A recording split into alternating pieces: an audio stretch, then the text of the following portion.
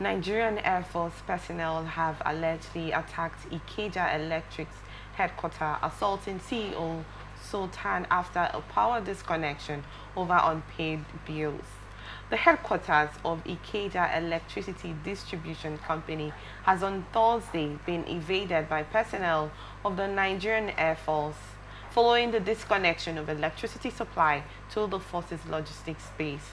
The officers, who were reportedly enraged by the disconnection, stormed the premises, demanding immediate reconnection despite outstanding bills and allegations of electricity theft. Eyewitnesses say the situation escalated quickly as the personnel went on a rampage, breaking down doors and searching for Ikeja Electric CEO Mrs. Folake Soetan. When they found her, the officers allegedly assaulted Soetan and forced her into the trunk of a vehicle within the premises.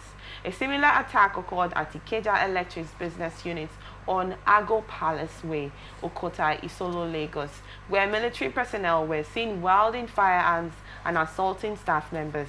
A viral video circulating online captured over 7 staff members seen kneeling on the ground while others were being physically assaulted. Armed personnel patrolled the premises, further heightening concerns over the use of force against civilians or civilian workers. There's this word that the police is your friend. I don't know if that slogan still applies to us up till now. I'd love to get your thoughts on this quickly, sir. I will see situations where most of this electricity officers, power officers come to disconnect power from a particular neighborhood and they get assaulted. So sometimes probably there's a misunderstanding with payments and connection disconnection situation, and sometimes it goes into a rift of altercation of exchanging blows and all of that. But this coming from people that are there to serve us, and assaulting a CEO, putting her in the trunk. I really don't know more to say on that. Please, I'd love to get your thoughts on this, sir. Well, let me make a distinction. That most times you have just talked about first the security men are your friend.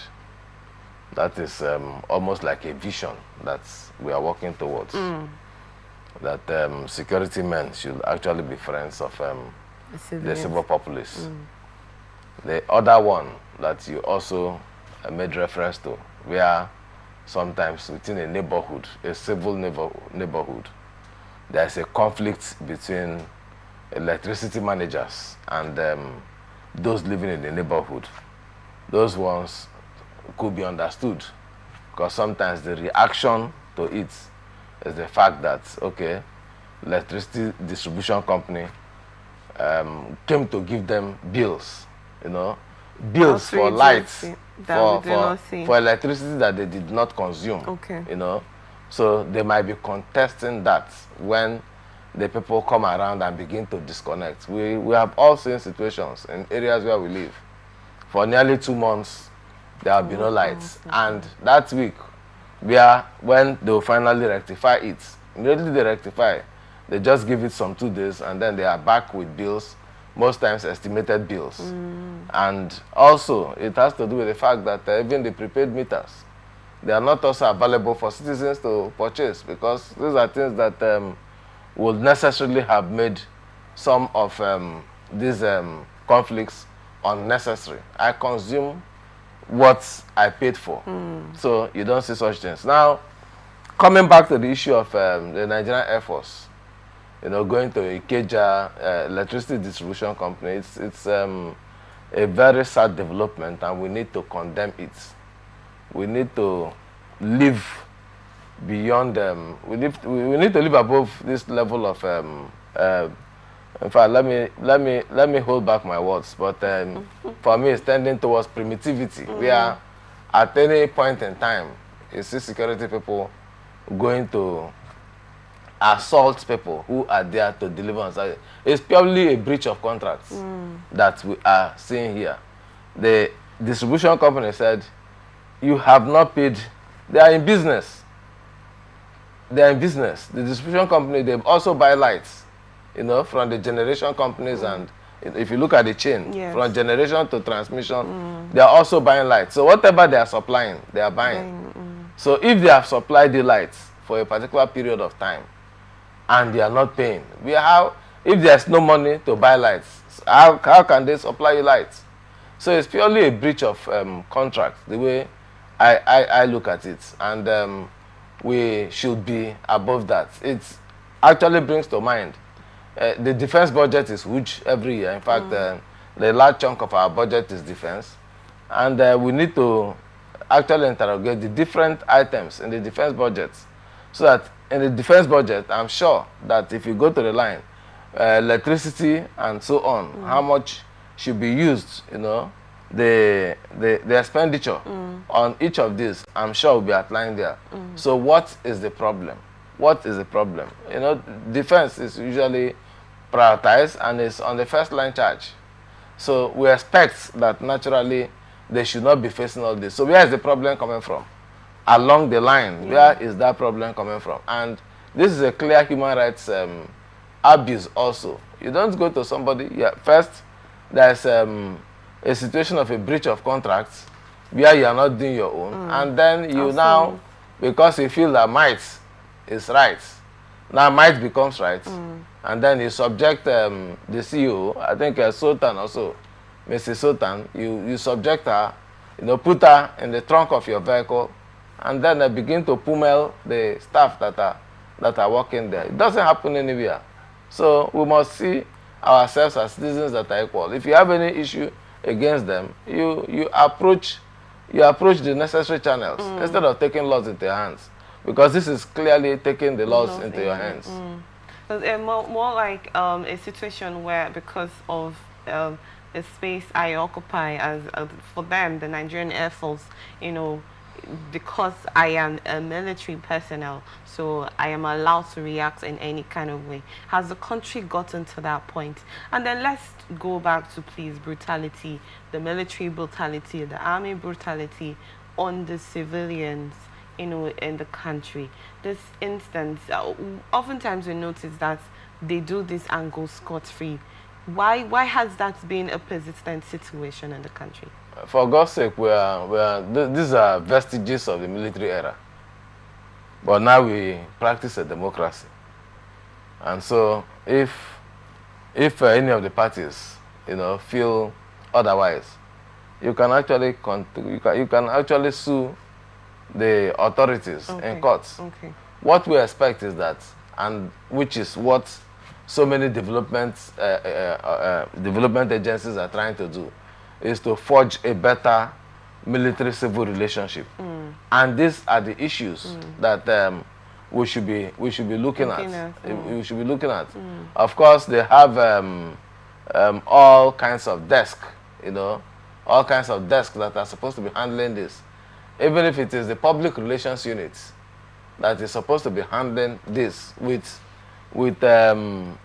Ikeja Distribution Company, I'm very sure that we would have had better results, because they would have known how to handle issues like this.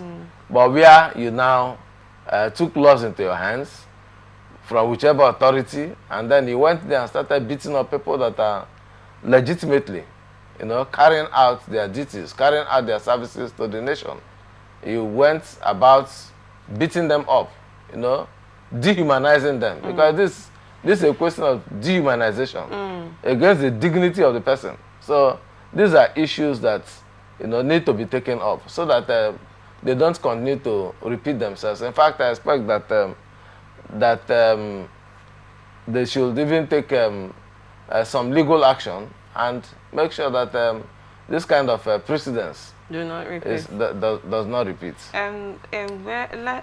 If the legal action, if we may look at it, is not a bad idea, but we see situations where the military, when even as much as you say taking them to court in that instance because of dehumanization, always go scot-free. Even sometimes, let's say there was a mistake use of firearm and a life was lost. In that situation, they are taken to court.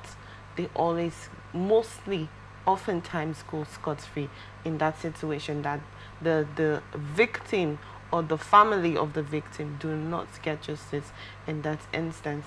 Is there supposed to be, I don't know, is there something that has to be done in order for, whenever a situation like this arises, the perpetrators need to be penalized accordingly, no matter your level or whatever standard you have achieved in that false space, if I may say that. Let me quickly say that you know, they have their own rules of engagement and standards of operation. Okay. You might be thinking that nothing is being done, but I also know, taking a cue from the Diop 4, you know the Diop 4? Yes, sir. Taking a cue from the Diop 4, which happened between my one and Ikoku as at that time. And you know, at the end of the day, those people who took part in that particular issue, who took part that led to the deaths of some persons, 1 or 2 persons, that they had oddly room trial. No, the military, they have their own internal mechanism for first looking at these things. Okay. And after the trial, once they are through with it, they also took the actions that they need to take. Okay. It could be suspension, it could be demotion, Okay. it could be actual dismissal, depending on what it is. The offense, okay. So it will not be right for us to think that the military, internally, they Do have not their do own anything. internal organs for discipline, Okay. which they don't compromise. Okay. I'm aware of that one. Okay. But even this one, I can assure you that by the time you take it up with high authorities, definitely there will be a denial. And if proper investigation is being made, because it goes to the image of the security organization that is concerned. Yes. In this context, the Nigerian Air Force. Nigerian Air Force is, in fact, is seen as an elite force amongst the security organizations, Yes. that ought to have gone beyond this level of you know, infraction. So we expect that without any bias, I want to say that I'm very sure and confident that they will look at some of these issues internally and come up with what I think are best practices in terms of engagement with the civil population. Thank you so much.